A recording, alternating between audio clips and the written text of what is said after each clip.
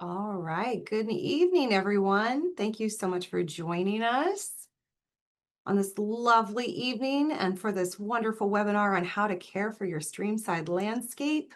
My name is Natalie Nelson. I am the Communications and Marketing Specialist at Snohomish Conservation District. And I'm joined today by Sarah Rose Sero, our Habitat Project Restoration Manager, who will be presenting tonight's webinar. We would like to thank the City of Bothell for inviting us to make this presentation, and to Christy Cox, who is with us and serves as the City of Bothell's Surface Water Education and Outreach Coordinator. Christy, would you like to say a few words before we get started? Definitely. Thank you, Natalie and Sarah, for doing this webinar. Excuse me. Yes, I'm Christy Cox. I work with the City of Bothell. I'm not going to take up too much of your time because I know Sarah has a lot of content, but I just wanted to say thank you, everyone, for being here. I also wanted to make a quick plug for signing up for our Adopt a Storm Drain program. It's a regional program that we do with lots of other jurisdictions around here. With leaves starting to fall off of trees now, we're asking for a little extra help to just keep the storm drains in your neighborhood clear so that all this rain we'll probably get has a place to go. So if you're interested in signing up or learning more about it, it's at bothellwa.gov/adopt-a-drain. That's all I will say. Thank you, everyone, again for being here, and back to Natalie. Thank you. Thanks, Christy. So just a little housekeeping before we get started tonight. This webinar is being recorded, so you will be able to access this information at a later time, and we'll send that link out of the recording soon. Please feel free to ask questions during this presentation. To do so, we ask that you use the Q&A function on Zoom, which can be found at the bottom middle of your screen. We will answer questions as we are able and try to answer as many questions as possible. We will also have time at the end of our presentation to answer any last questions you might have. And if you would like captions during this presentation, there should be a button at the bottom of the Zoom screen again, and just select closed caption and that should show up on your screen. So before we get started, just a little bit about us. What is a conservation district? At Snohomish Conservation District, we offer free technical assistance and financial assistance to land managers in Snohomish County and Camino Island. We work with rural and urban residents to improve habitat, soil health, productivity, resiliency, and water quality through best management practices. And you can see a list here of some of the services we offer. More information can be found on our website at snohomishcd.org. And today's webinar on how to care for your streamside landscape, we're going to cover understanding your streamside property, bank erosion and stabilization, restoring your creek, and the benefits of native plants. So on that note, I'll pass the presentation over to Sarah. Thank you, Natalie, and thank you for being here, Christy. We really enjoy working with the city a lot and, being able to create opportunities to engage with different residents throughout Snohomish County. All right, so I'm going to go into understanding your stream. So first, I want to cover some basics. With Snohomish Conservation District, we offer free technical assistance. So what that looks like a lot is coming out to your property, addressing any concerns or questions or goals that you would like to implement, and really giving you some framework on how to go about doing that. And we get a lot of questions on, what can we and can we not do on your streamside property or properties where you may have wetlands. So we're going to kind of define some things, and we speak about these things as critical areas. And what critical areas are defined, especially within the City of Bothell jurisdiction, are flood areas, so flood zones, streams and wetlands, fish and wildlife conservation areas, geological hazardous areas, which can also be known as steep slopes, and then areas where they recharge aquifers. So what you can do in a lot of these critical areas is taking conservation measures. So that means installing and planting native plants, You can remove invasive species or noxious weeds, things like blackberry or ivy, knotweed, and you can do these by utilizing manual tools. There is a H missing from the and, so it's utilizing hand or manual tools, but no big equipment are typically allowed in critical areas. And then anything else, please contact the community development at the City of Bothell to kind of really gear and determine what type of work you can do if it's kind of outside of those measures. And then hazard tree removal. Folks will typically need to get an arborist assessment, deeming the tree a hazard, and then working with the community development for approval and tree replacement. And then a little bit more about the City of Bothell's community development. Some contact information here. So if there's something you're not sure about, feel free to give them a call, and I'm sure they are, will try to answer your questions as best their ability. But these areas are critical because they're really valuable green spaces in order to be, you're a steward of your land and of the places you live. So we want everyone to enjoy the property as well and keeping them as natural as possible. And we're going to discuss a little bit of how to do that today on your property. So what is a riparian zone? I think sometimes we use a lot of technical language. What is riparian? And riparian areas, riparian zones are really defined as land adjacent to a waterway, whether that be a river, a creek, or a stream, because they provide many benefits to the water. They help remove pollutants, so they become a barrier to pollutants. They can help contribute healthy nutrients to the water and maintain low water temperatures during our summer months, and overall offer some flood protection as well. And then you can kind of get into some upland areas where they have less connectivity and work with the water a little bit less, where there's less interface. So I wanted to provide a bit aerial. So this is, I try to label these as best as I can. So we got 405 here with 228th crossing and then 227 also coming down. This is an aerial from 1990. And you'll kind of notice some of these bigger green patches. And then we're going to go into 2024. Still have the same labels here, and you can kind of see, I'm going to toggle back a little bit, kind of see some of these differences of the green spaces kind of shrinking. I think the City of Bothell and other jurisdictions still have a lot of benefits with keeping some green spaces. In some areas, you can kind of see like maybe where some streams are, where there's still vegetation around.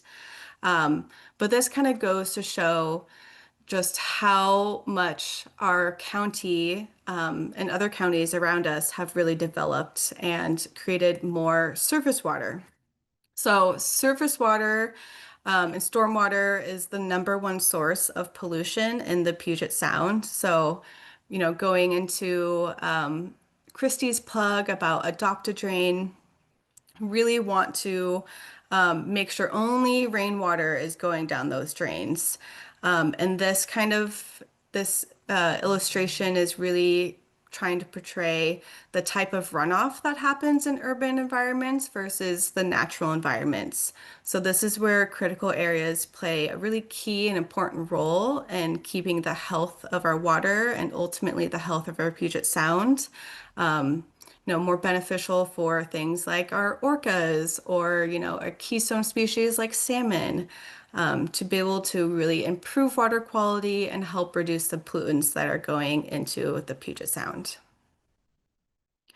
I think this is just one of those idyllic visions of just, what you think about when you see a river, right? There's tall trees, there's areas where you can get some sun, but also shade. These are sources of large woody recruitment. So being able to provide pools, slowing water down, that really benefit a lot of our aquatic species. And then when you can get into some rural areas and urban areas, you're starting to see streams that are more degraded. They've been altered a little bit, right? So this one here, we have some steep slopes, so part of that critical area. But it just looks like we have, maybe some ivy bit in the background and some creeping buttercup, but it's kind of a monoculture of just one particular species really overtaking an area. And that really leads to unhealthy waterways when you have lower diversity of plants, being able to offer some of those protections of, flood risk, um, you know, filtering out pollutants from water, contributing to wildlife habitat and things like that. So another one is kind of thinking about how stormwater can enter waterways. So we have, a lot of them right next to roads. So you're getting those tire wear particles, that 6 ppdq, metals, fine sediments. And then this is really where a lot of that erosion happens, the loss of pools. When we have big storm events, you'll see this can kind of feel like a fire hose where water is just gushing because it's just one narrow, long, straight channel where water just flows through really fast and it doesn't have time to kind of slow down. And some of the smaller fry of different types of fish, and particularly salmon, can kind of get flushed down these systems before they're really ready. So altered creeks, we kind of see an increase of pollution, an increase of bank erosion, and a decrease of, complexity of vegetation and channels, and then an increase of native species, just because when you have a lot of disturbances, there's just more opportunity for species that can take over an area and grow really fast to be able to establish faster than some of our native plant species in the area. And that's where we see just lots of reed canary grass, a ton of blackberry, some Japanese knotweed, and other plant species like that, where they're just really aggressive to get established. And then once they're established, it's pretty hard to get rid of them unless you do some techniques that we'll speak about. And these waterways are just really home to some key wildlife. So we have our, Pacific Northwest salmon species here. We have a mallard female duck, and then we have a mayfly. So all of these are really integral to kind of the complex food systems and wildlife systems that we have in the Pacific Northwest. And I think the ability to see salmon coming up streams is one of the reasons I love living in this area. It's just beautiful, and mallards provide lots of benefits, and the aquatic insects are really like the keystone food base of the food web for a lot of these aquatic animals. So we're going to touch a little bit about bank erosion and stabilization and some of the reasons for this. So kind of see here on the left-hand side, we can see some active sloughing off of the bank. There's some pretty key areas where there's just not a lot of woody vegetation and diversity of, bigger root systems to kind of hold some of this soil in place. And then on the right, you're kind of seeing how this soil particles and sediment is really deposited downstream and can really impact the way that water flows.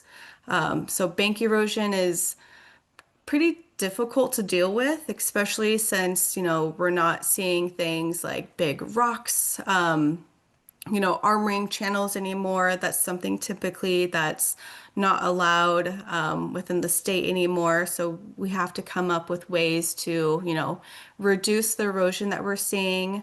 And that can be done with some restoration. And here's another pretty bad example. I mean, these folks were losing feet of their field each year because, this isn't a tight corner where when water is flowing high, it's flowing fast and it's just eating off this bank in chunks. You can see some blackberry over here on the left. And you can already see they're taking some measures, right? So we have some live stakes, which we'll touch on later in this presentation. And then it looks like they have some blue tubes, which may have some other types of shrubs or trees in them. So one of the best ways to really try to combat some of this bank erosion is to install native trees and shrubs. These live stakes are great to see because they are fast establishers. Some of the primary species we see used as live stakes are things like willow, red alder, black cottonwood. Red osier dogwood can also be used as a live stake, and twinberry as well.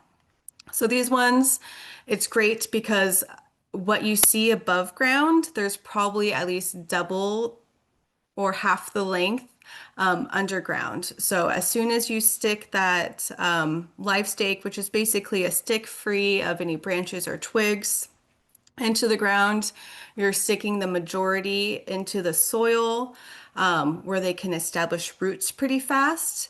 And a lot of those roots are pretty fibrous and the goal is to really hold some of that soil and sediment together, which will ultimately impact, how much soil is going to be eroded in the future once they get a little bigger and have bigger root systems. So here is a nice graphic where it kind of, compares some invasive root systems with some of the native ones. And you can see a lot of the native roots are deeper and more fibrous. We have some good trees out here that have, tap roots that go deep. And so we also have some resources if folks are experiencing any bank erosion that kind of details the type of root systems that for trees and shrubs that you can establish on your property that really help with erosion control. And even things like beach strawberry or woodland strawberry or coastal strawberry are great for like surface ones because they spread and send runners really fast. But having that diversity of different type of root systems is ultimately going to be more beneficial than just choosing a couple shrubs. And here is another graphic with this big tree. You can see how deep and some thickness of some of those roots compared with some of the shrubs and grasses that are here. And this really helps with, a lot of that fast moving water, really helping reduce that erosion on that bank. So the kind of meaty, fun portion is how does one go about restoring your creek? We call this habitat restoration, and it's really defined as assisting the recovery of an ecosystem that has been degraded, transformed, or damaged. So you'll see a lot of these areas where there's just a ton of blackberry, right? And blackberry do not have really fibrous root systems. They really have just these like thick nodules that we call them like the heart of the blackberry because it's where they store all of their energy. That's one of the most effective ways to remove blackberry is to cut it about shin height and then dig into the soil to really get that big root system out and reduce how much blackberry is coming up and then replanting with some trees and shrubs.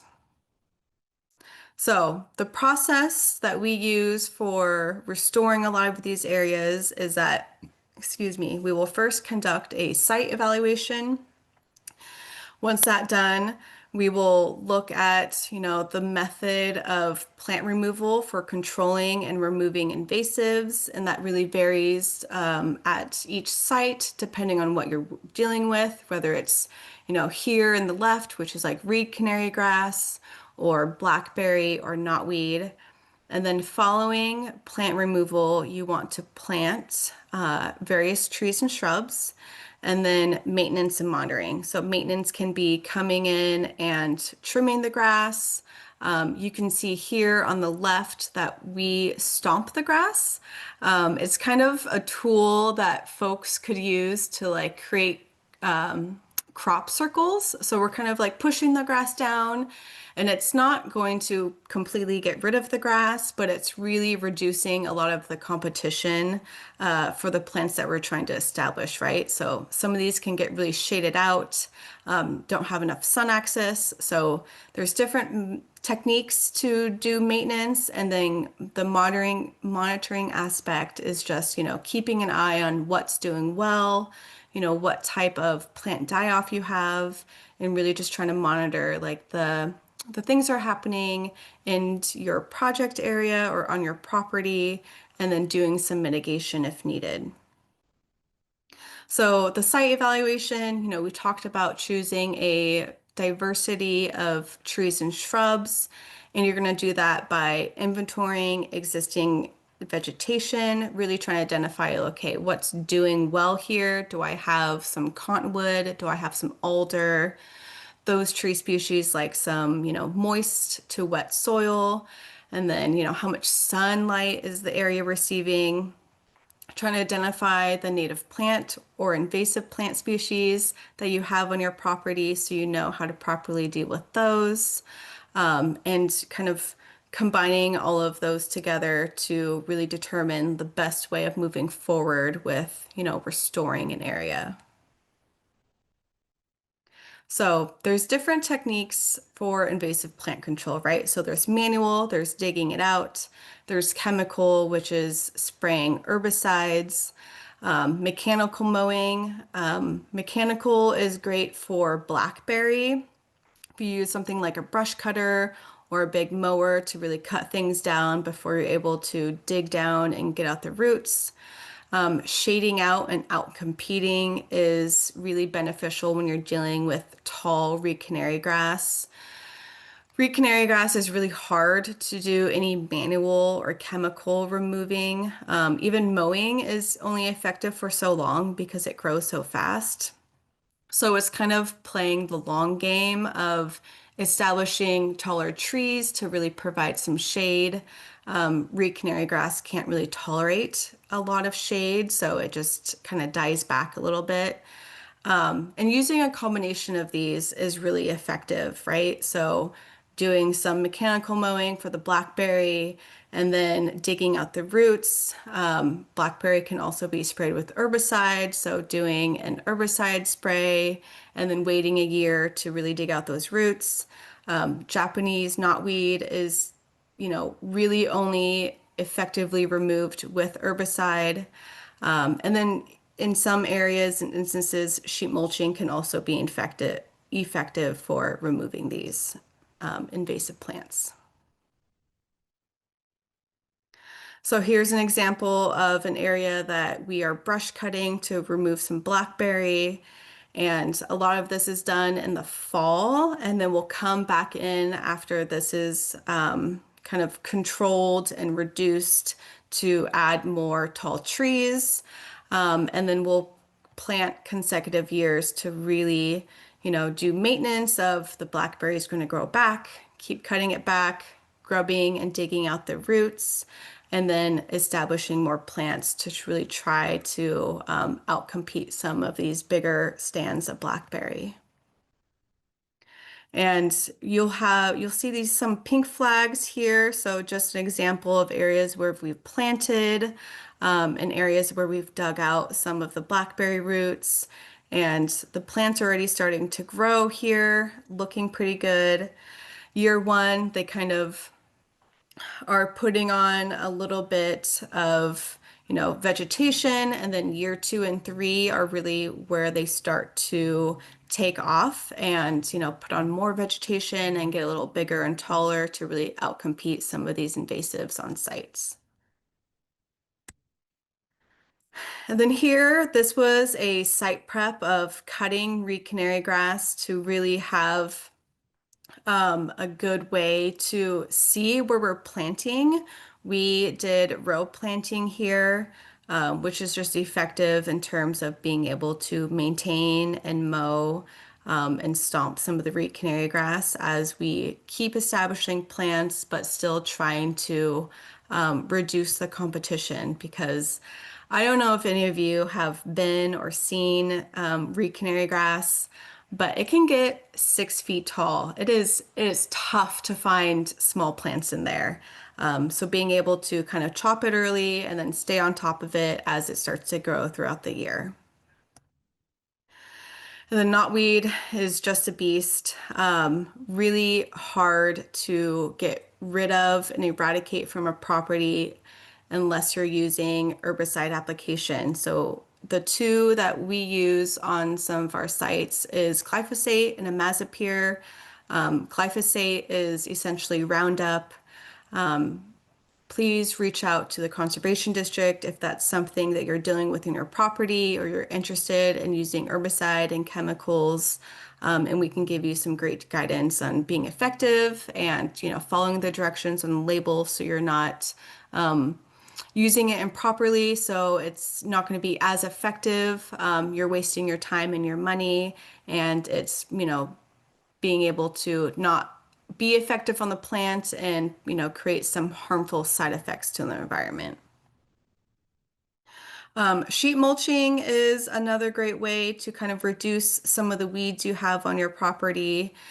This is probably a little hard to see, but if you reach out to us, we can provide this PDF on different steps to take and supplies you need to do sheet mulching on your property, and it can be pretty effective. So here's an example. I'm going to toggle back real quick. So this is the same slope. They were dealing with some buttercup, bits of blackberry, and lots of tall grass. And so this site, we were able to get some cardboard. Builder's paper is also really effective and easier to source and to put down on a property.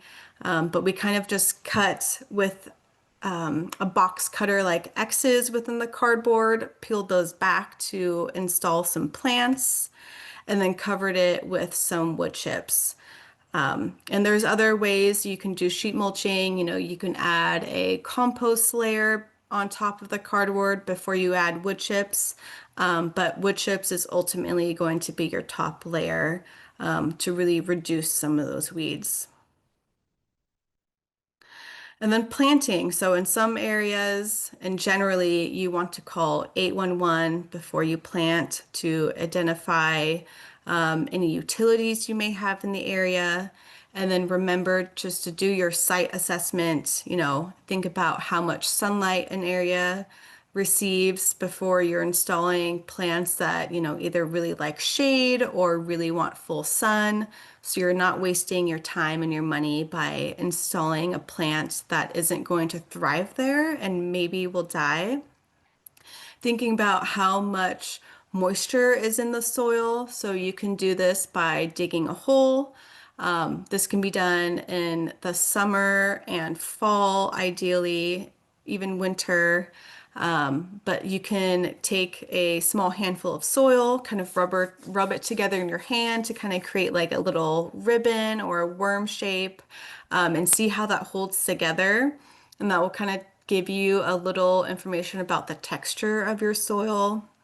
If it's really sandy or clay, if there's a lot of sand in your soil, typically that will drain faster. If there's a lot of clay, that will hold more water. And then a good sign, or maybe a bad sign in your case, but if the hole fills up with water pretty quickly, then you know that you have either a low water or a high water table, or the area you're planting is just really moist and wet, so you can plan for plants that, don't mind really wet soils. And then thinking about space. When I go to a nursery or when I'm, purchasing plants, sometimes they're pretty small. But a lot of these plants can get pretty big. So thinking about spacing, how many feet you want the plants to be apart. Typically with like dense plantings, we do 6 feet off center for shrubs and then 10 feet off center for trees. maybe that's too dense for you. So if you're using potted plants, it's really nice to kind of lay them out and stage the area so you kind of can visualize it and see, is this going to be enough space when these trees get a little bit more mature? And then have a little fun with it. Pick plants that are going to meet your goals, whether it's, habitat for pollinators, birds, host plants for butterflies. There's a variety of choices that you can make on your property that would also, be a huge benefit to the local wildlife around you. And you can also add plant protectors. I know in a lot of areas, voles can do a lot of damage to plants. Rabbits are pretty numerous and get pretty hungry. And we've lost, quite a few shrubs to rabbits as well. And then if you're in an area where there's maybe some beavers, then there is definitely some loss you can get. So it's best to, think about some of the damages you're seeing if you're not using plant protectors, where that damage is coming from, and then planning to, protect your plant with some of these plastic plant protectors here, or even doing some metal caging if you have maybe beavers in the area who are going to use your plant as a snack. And sometimes that can be an expensive snack too. So on your dime, not the beavers, they just dine and dash. So when is the best time to plant? Well, pots and plugs are really easy because we suggest a timing of planting October timeframe, as long as we're receiving enough rain through April. April can sometimes vary depending on, how early our spring rain will start. Live stakes are best planted October through February.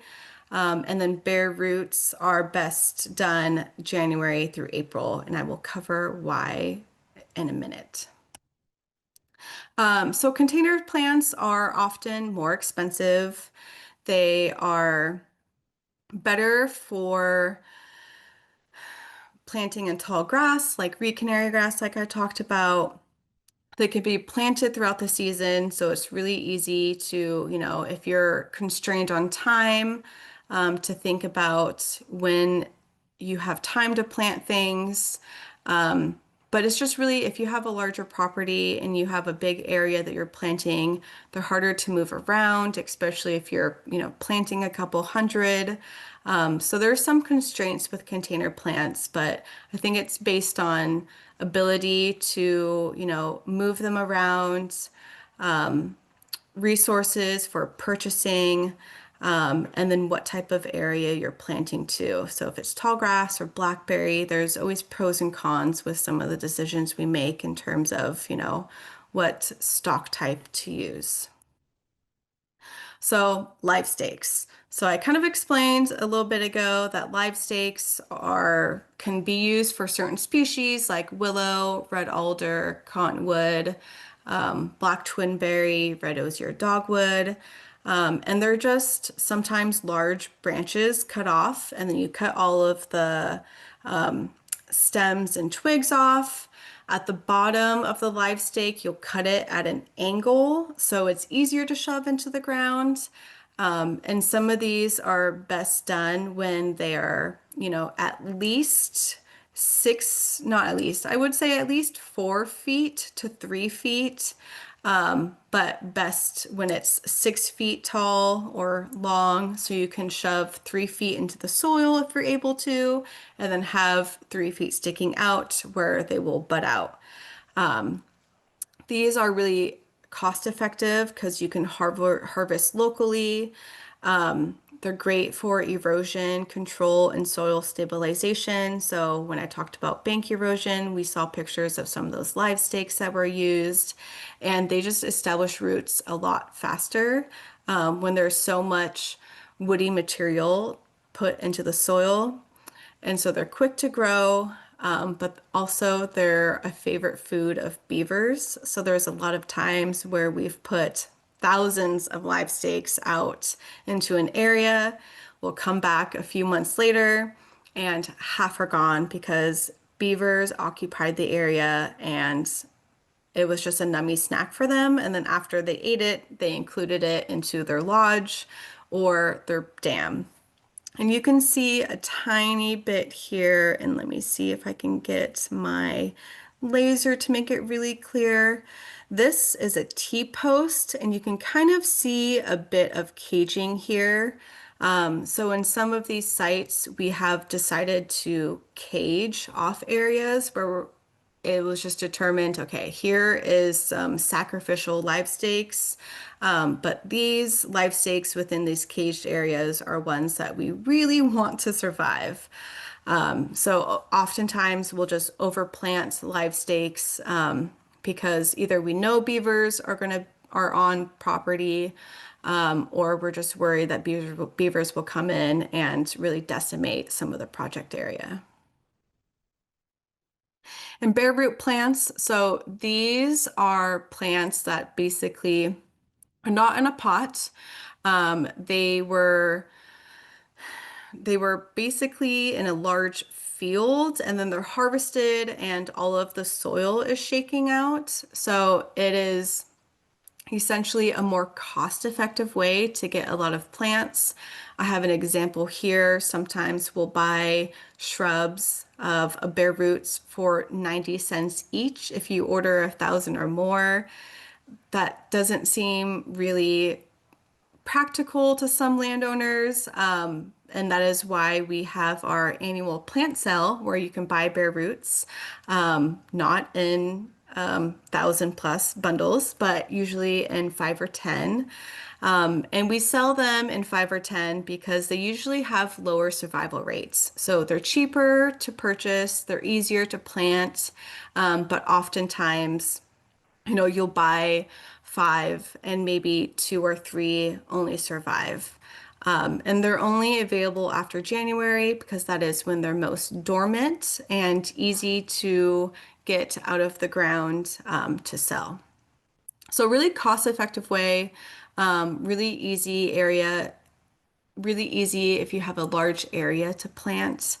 And, they somewhat are there'll be various survival rates, but I think overall it's really beneficial and it's one of the most used source or stocks of plants that we use on restoration projects.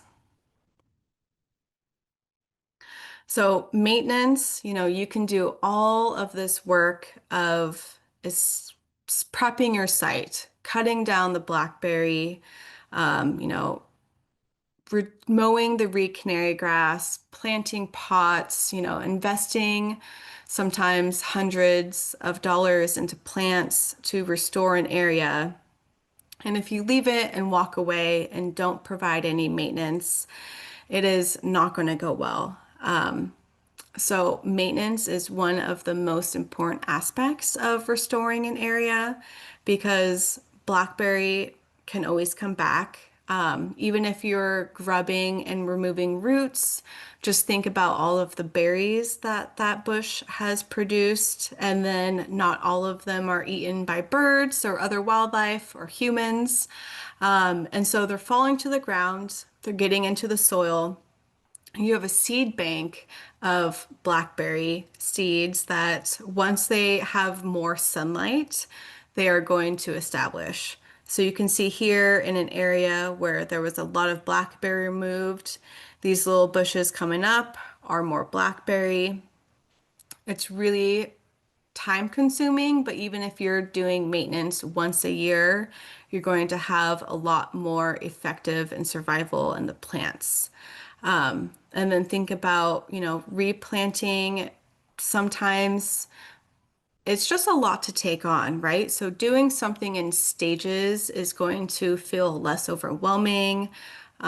Maybe time is a constraint. So being able to really dedicate an area of just like one focus area and really trying to, do that site prep, pick the right plants for the right place, and then putting some effort into maintenance So those plants are going to survive. You're not wasting your time and money and making it overall effective. And then, having a small area and then replicating that out through the area that you're trying to restore.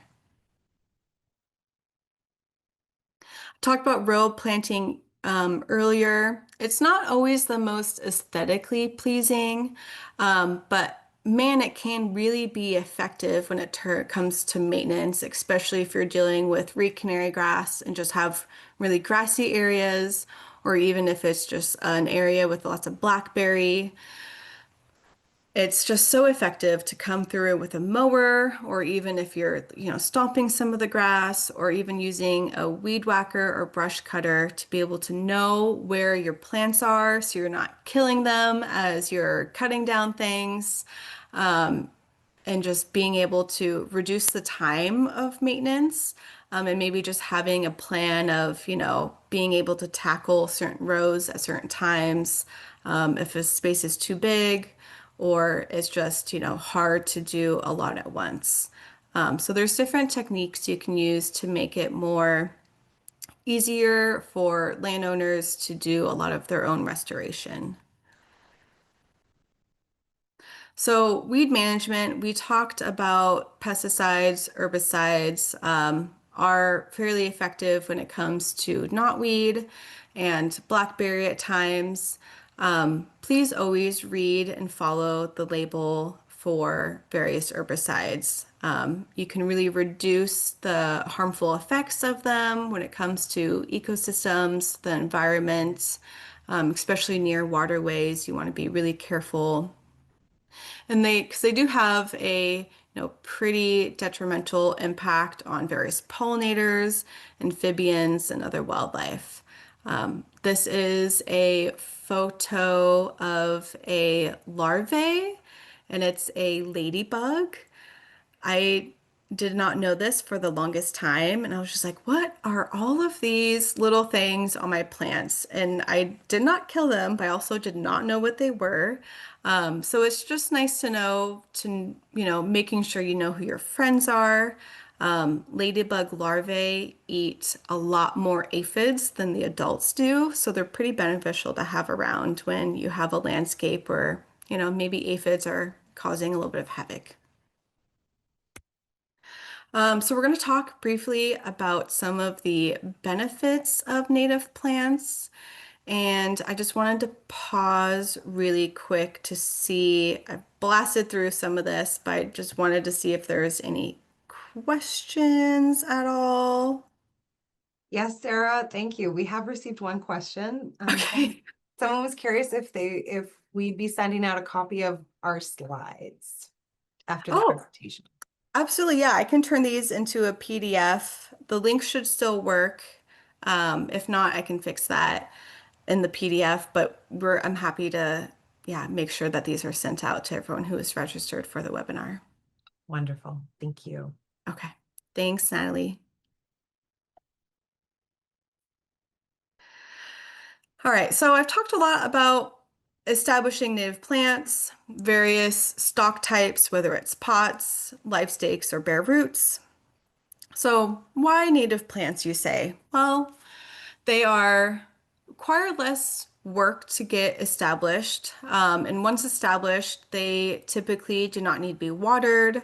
They have the ability to resist certain diseases, and pests. They're more adapted to our climate and soils, so hence the, not need for watering. They can really withstand our wet winters and really dry summers. And they're kind of evolved with the local wildlife. So they provide year-round resources for birds, mammals, insects. And I think there's a lot of really attractive native plants, and it's certainly something you can add to your streamside restoration or just to your general landscaping around your home in general. And pictured here is a red flowering currant. It's one of my favorite shrubs. I hope you can see why. But I also really love birds, and they are just a huge attractant to hummingbirds. So the Anna's hummingbirds we have year round around here are really attracted to this. And then our seasonal migrant, the Rufous hummingbird, also really loves the red flowering currant. So if you love hummingbirds, plant this on your property. And so there's just numerous benefits that for native plants and plants in general along waterways. So they provide shade to the stream, which increases the amount of dissolved oxygen in water. They obviously provide habitat, whether it's, food, shelter, places to raise young. They filter water, so any stormwater pollution that's coming into waterways, plants really slow that down. They help infiltrate the water, so reducing how much is going into the surface. And it's really is like soaked down. It can recharge aquifers. And then they provide, especially when you have plants that are overhanging over any sort of waterway, they provide leaf litter to the food web.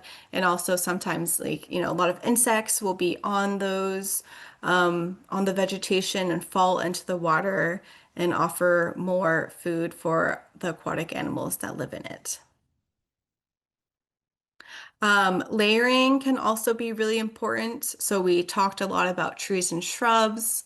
And I think once you have an area that you're able to establish more herbaceous plants that, I think in areas where there's a lot of noxious weed competition or invasive competition, it's really hard to plant something on here on the left, like the big leaf lupin. They're just not going to do really well when there's a lot of competition of like big shrubs, something that's woody. And on the right here, we have a columbine that's under an osoberry. So being able to, further down the line of your project, add more layers is just going to be more beneficial to the waterway, for filtering more pollutants and more beneficial to wildlife. And I think it's also more aesthetically pleasing. So I wanted to list some of our superstars when it comes to the restoration world of native plants. Some areas, there are not a lot of competition, so it's beneficial to establish things like sluice sedge, where it's kind of like grassy, and it spreads really well. But willows are really great because they're fast growing. A lot of these you can also get as live stakes. So the willow, the dogwood, the twinberry, nine bark can commonly be used as a live stake. Same with alder, and at times snowberry as well. But these are just demonstrations of plants that grow really well. And these little water drops here are the moisture levels in the soil. So Pacific willow likes it really wet, whereas tall Oregon grape will tolerate moist to dry soils. And featured here is the same plant. This is red osier dogwood, has this beautiful white flower, and then in the fall it gets these really beautiful dark reddish purple leaves, and then the stems are really red, so it's really a nice winter aesthetic visual because it really stands out with a lot of our deciduous vegetation has lost its leaves. It just adds a little more, visual attraction to the landscape. And we can also think about blooming times as well. So if you wanted to be a little more strategic in your approach for restoration, you can do a little bit of research, and in a few months here, I'll have a better list of the time frame in which some of our native plants bloom. It's something I'm working on. But a couple of examples are, tall Oregon grape or osoberry, are really great early spring bloomers, and then moving to red flowering currant, and then snowberry and some big leaf lupin for the summer. And then if you have areas where there's not a lot of noxious weed competition, goldenrod is a great late summer, fall bloomer. so really beneficial to our native pollinators. So some of the elements that we can provide for wildlife can almost be all met with native plants. So we have food, shelter, water, and nesting sites.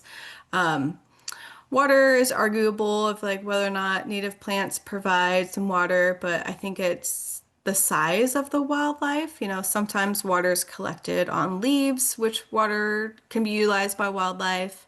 Um, but these are things to kind of think about of if you're really wanting to attract wildlife to your property and provide habitat, you can think about using these four main elements as a way to really determine the type of habitat you're providing.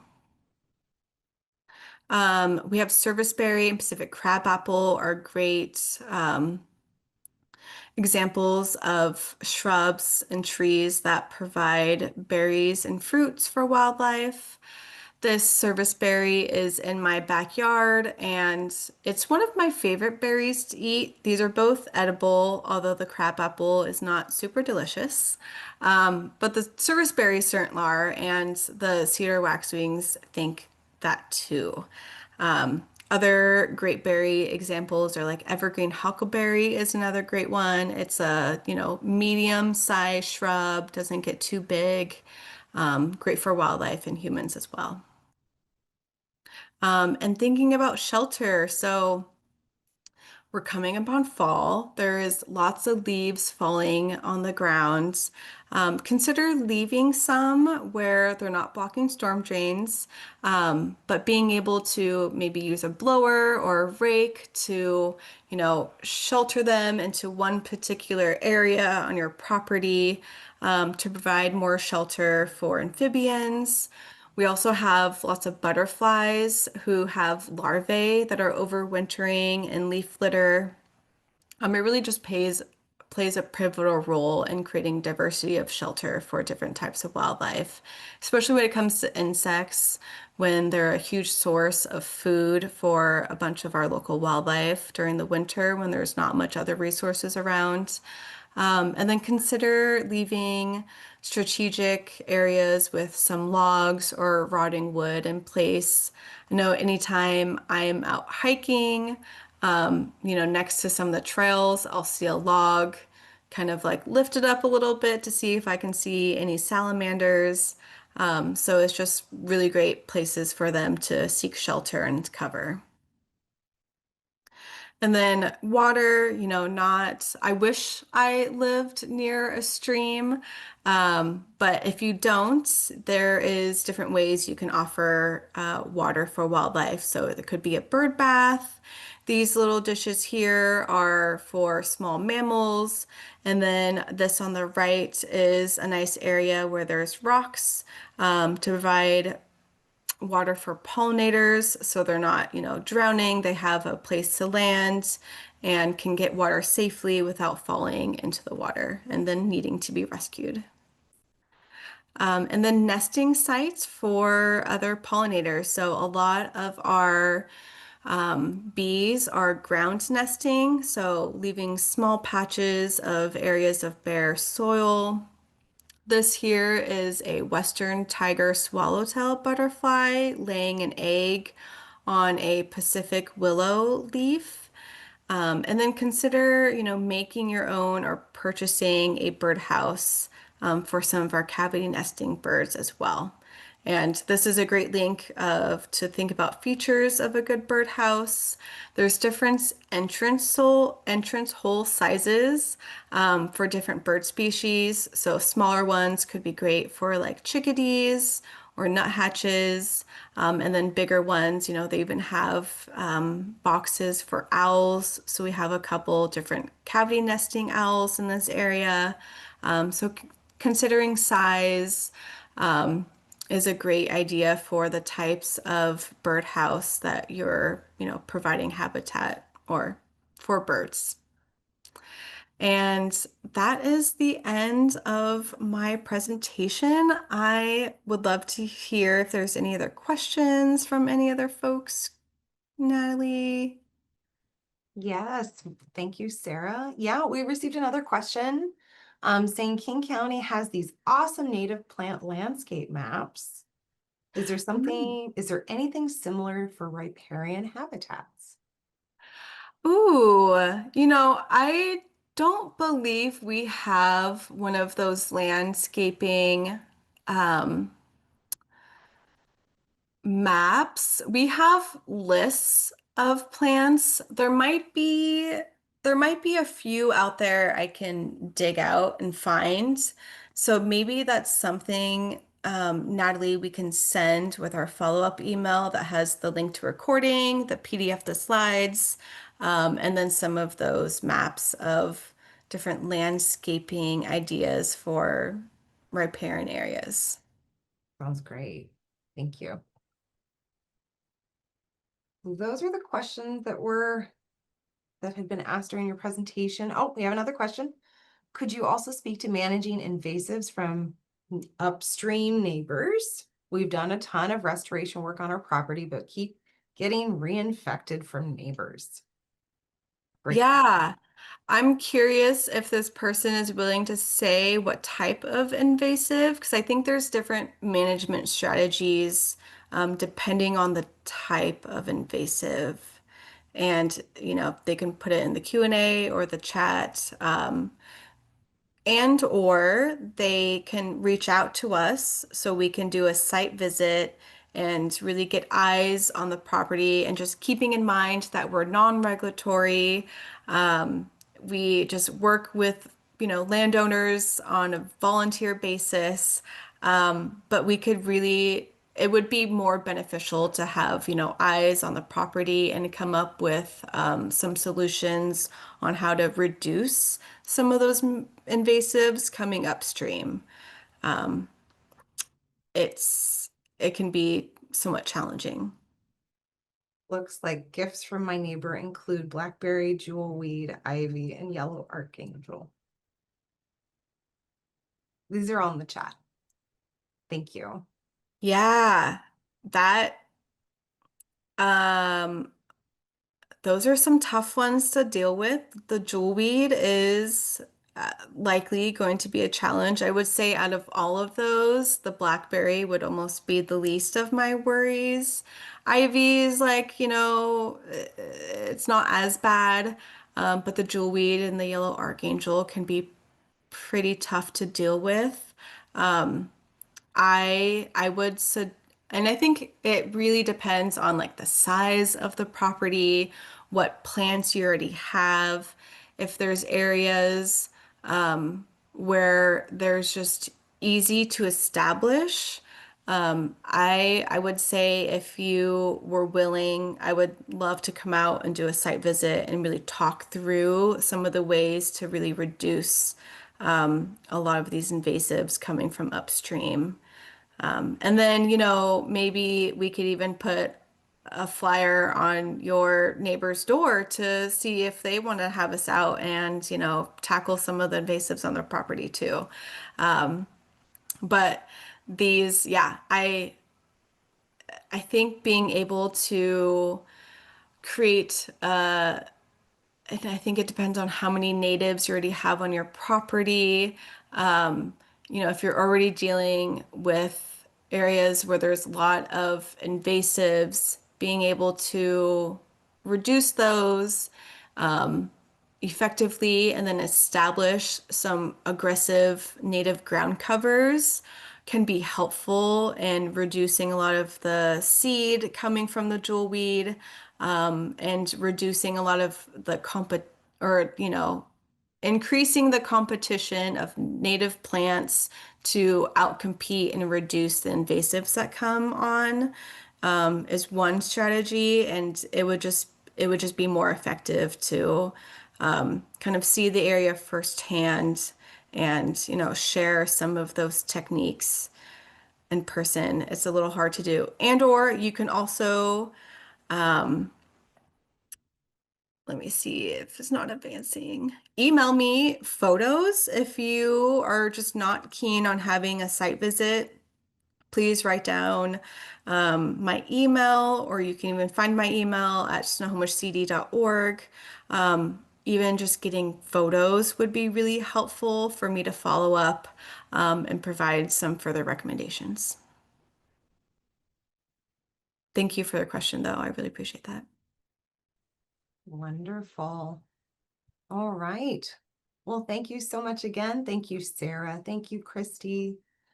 Thank you so much for joining us this evening. We hope you've learned a lot about how to care for your streamside landscape. Again, we'll be sending out the recording of this webinar soon, along with slides and some resources. But if you have any questions, please feel free to reach out to us. Here's Sarah's email. And we hope that you have a great rest of your evening. Thanks, everyone. Thank you.